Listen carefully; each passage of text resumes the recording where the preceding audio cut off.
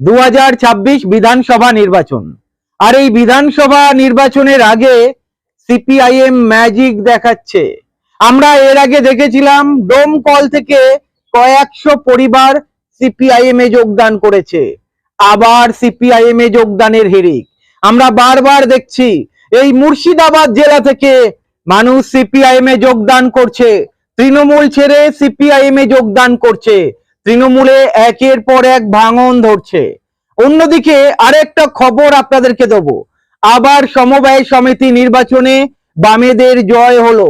এবারে নদিয়া থেকে সমবায় সমিতি নির্বাচনে বামেদের জয়লাভ হলো।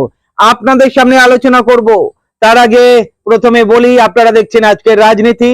আপনাদের কাছে একটাই অনুরোধ থাকবে, যারা প্রথমবার আমাদের চ্যানেলটি দেখছেন লাইক করবেন, সাবস্ক্রাইব করবেন, আমাদের পাশে থাকবেন। আরেকটা কথা বলি, আমাদের চ্যানেল কোনো নির্দিষ্ট দলের পক্ষপাতিত্ব করে না। যেটা দেখে সেইটাই বলে, যেটা ঠিক সেটাই বলে, যেটা ভুল সেটা ভুল। চলুন এবারে আলোচনা শুরু করা যাক।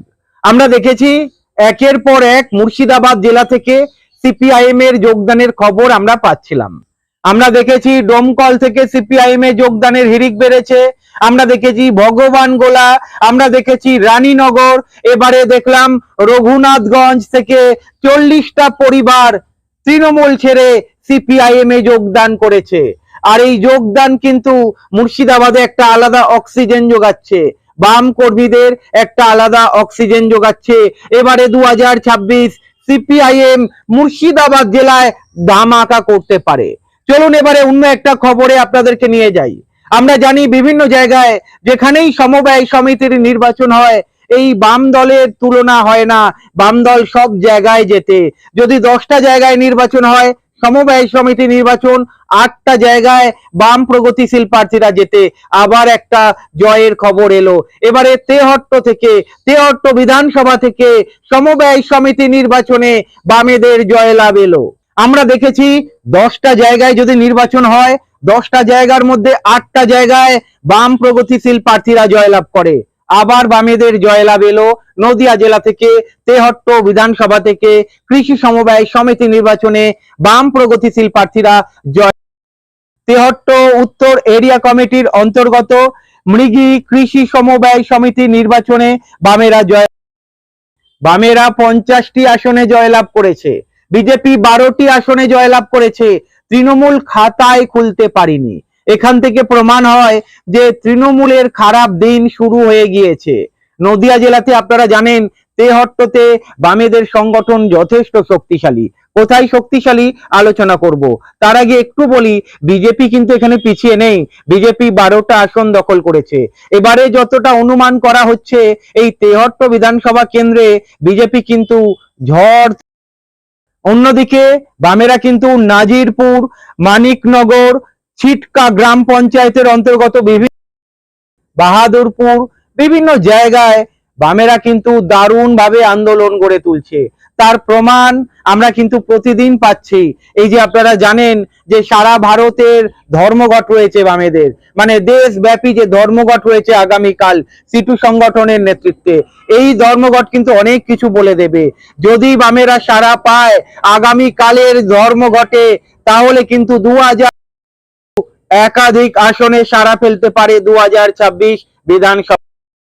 এই জয়, এই যে বিভিন্ন দিকে এর আগে দেখেছিলাম ডেবরা থেকে বামে যোগদান এসেছে, মুর্শিদাবাদ থেকে তো আমরা প্রতি সপ্তাহে খবর পাচ্ছি তৃণমূলে ভাঙন ধরছে, সিপিআইএম এ যোগদান করছে, কোথাও দেখতে পাচ্ছি তৃণমূল ছেড়ে কংগ্রেসে যোগদান করছে। এই যে এই খবরগুলো কিন্তু বাম কংগ্রেসকে অনেকটাই শক্তি যোগাবে। আমি জানি না 2026-এ বাম কংগ্রেসের জোট হবে কিনা, তবে এর সম্ভাবনা প্রবল রয়েছে। এবং এই মুর্শিদাবাদ জেলা পার্টিকুলার জলঙ্গি বিধানসভা কেন্দ্র, ডোমকল বিধানসভা কেন্দ্র এবং রানীনগর বিধানসভা কেন্দ্র, এই 3টে বিধানসভা কেন্দ্র কিন্তু বামেদের পাখির চোখ।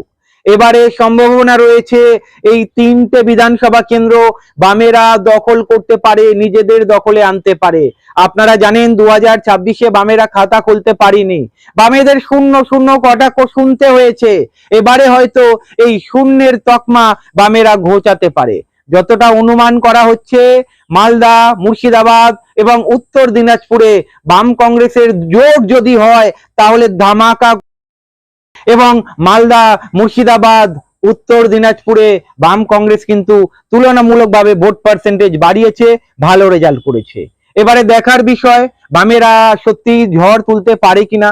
আমরা দেখেছি পূর্ব মেদিনীপুরে বামেরা বিভিন্ন দিকে, আমরা দেখেছি নবগ্রাম, পটাশপুর, পাঁশকুড়া, হলদিয়া, যদি আপনারা দেখেন ময়না, বিভিন্ন জায়গায় নবকুমার বিধানসভা কেন্দ্রের বিভিন্ন জায়গায় বামেরা কিন্তু দারুণ আন্দোলন গড়ে তুলছে। জানি না 2026-এ কতটা জায়গা দখল, তবে 2024-এর লোকসভা নিরিখে কিন্তু যদি দেখি বামেরা তুলনামূলকভাবে অনেক খারাপ ফল করেছে। 2026-এ রিকভার করতে পারে কিনা সেটাই দেখার বিষয়। তবে সিপিআইএম যে মেদিনীপুরে ঘুরে দাঁড়াচ্ছে এটা বলা বাহুল্য। এই যে বিভিন্ন দিকে সমবায় সমিতি নির্বাচন বামেদের একটা আলাদা করে অক্সিজেন যোগাতে পারে। আপনাদের কি মনে হয় কমেন্ট করে জানাবেন। ভালো থাকবেন।